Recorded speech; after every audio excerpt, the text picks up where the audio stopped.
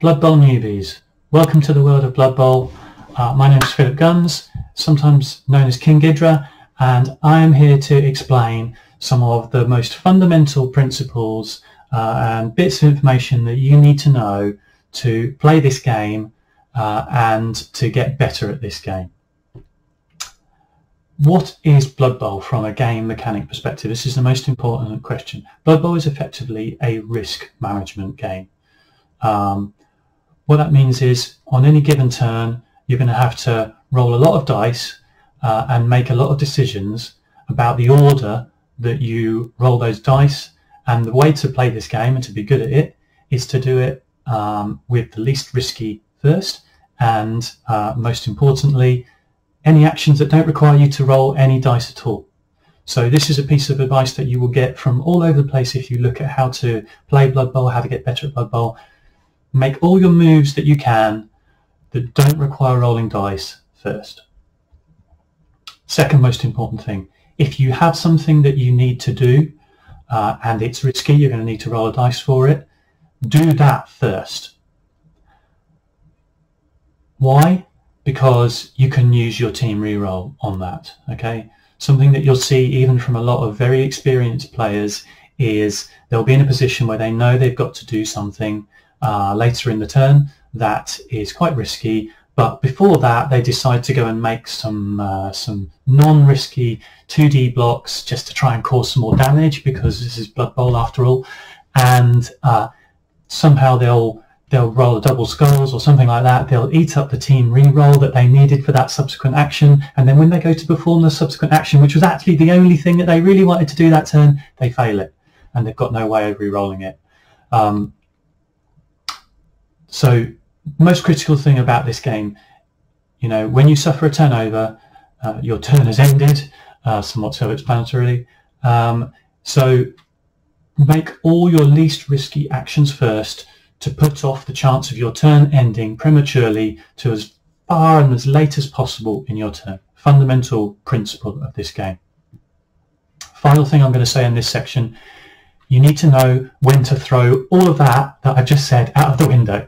Sometimes in this game you get to a point where you need to make a decisive game-changing action. You can't just play safe anymore. You've got to, this is the time, you've got to go for it. And that is an extremely difficult skill, particularly for new players, and that is something that you will learn over time.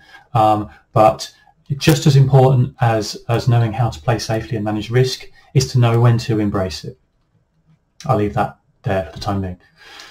Second big area of this game that's hugely important is game management. Okay, you can't just play the game trying to do the best particular action on any given turn. You have to think about the whole context of the game. You've got 2 halves of 8 turns. Okay, most or many games of Blood Bowl are decided by a 2-1 scoreline or a 1-0 scoreline. Yeah, if you score too early, you give your opponent an opportunity to get a counter score in the remaining turns of the half, and then when it's their half they may just take 8 turns to score, leaving you only 1 final turn, and it's not very likely you're going to score. Again, this is something that you can only learn when you know your team and your team's capabilities of how realistic it is to score in certain time frames and from certain positions and what have you. But just remember this as a kind of big picture item. You need to manage the game and think about how likely it is that you are going to score versus your opponent will get a reply, and how all of that fits within the amount of time that you've got available in the game. Another thing that's very important, stalling. So that's an aspect of this. You will hear people, particularly new players, ask questions about whether stalling is ethical or if it's bad manners or whatever. Okay, don't worry about any of that. Okay, stalling is a completely valid tactic, and as I was just saying, sometimes the right way to win this game or to succeed at it is not to score just because you can.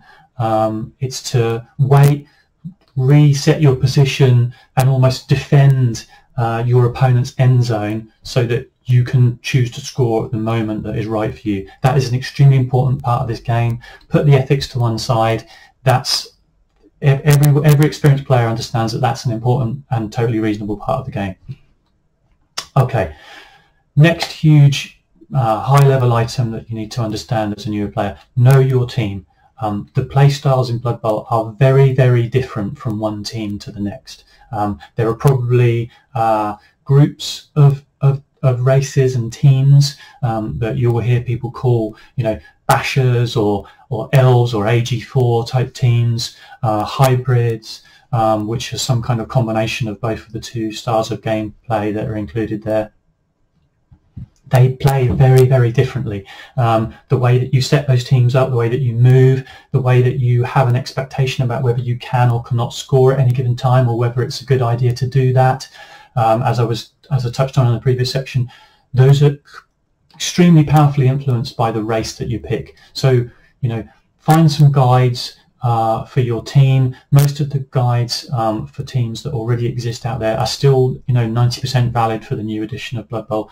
Learn your team's strengths and weaknesses, learn what individual players can do, learn how you should position them and set up to take advantage of their strengths and weaknesses, and you'll go a long way to playing this game at a good level.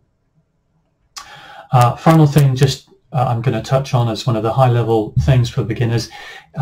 There are certain kinds of common strategies that are applicable to multiple phases of this game that most experienced players know. I'm talking about things like caging, screening, kick-off setups, whether that be offensive setups or defensive setups. Again, some of these things will differ depending on what race you're playing, but for the most part, there are many, many common strategies, and caging and how to break cages is definitely one of the most important ones. You'll see it in almost every game of Blood Bowl.